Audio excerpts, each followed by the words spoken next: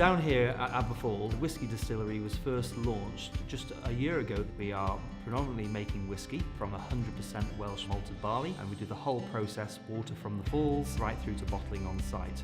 However, we do have to wait a while because, as you can see behind me, we are macerating all our whisky in its cask, and that takes a minimum of 3 years and a day. However, in the meantime, to create a bit of cash flow and also drive brand equity, we are launched a range of gins and liqueurs. The whole vision for Aberfoyle is to be a keystone business for Wales, and what we mean by that is really building the Welsh whisky category, working with all of the businesses. We're the first whisky distillery in over 100 years in North Wales, and fundamentally we're planned to be here for 100 years plus. So a lot of our values is all about community, authenticity, and making sure that we have a very clear message about how we actually bring people on that journey. Hence the reason why we're making sure we employ people locally and develop those skills within the region. What's really important for us is anyone that has a touch point with Aberfoyle has to have a positive touch point with another Welsh business.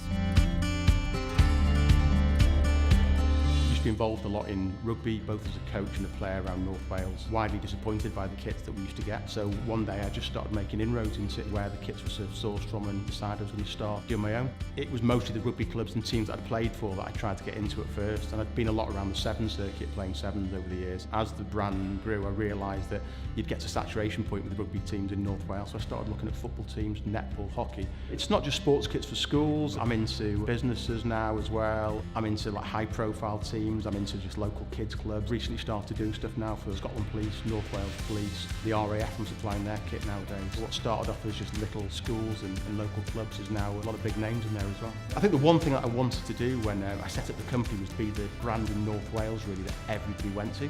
Hopefully take some staff on at some point this year as well and really grow it. We opened Pod Jam in July 2017. Sadly, I lost my dad 3 years ago. It was meant to be a project for us both after his retirement. So it was a case of opening it with my heart rather than head. And I must say it's been a success up to now. Our strengths, I think, is that we serve local produce, local cakes, local coffee. I think nowadays people like to see that.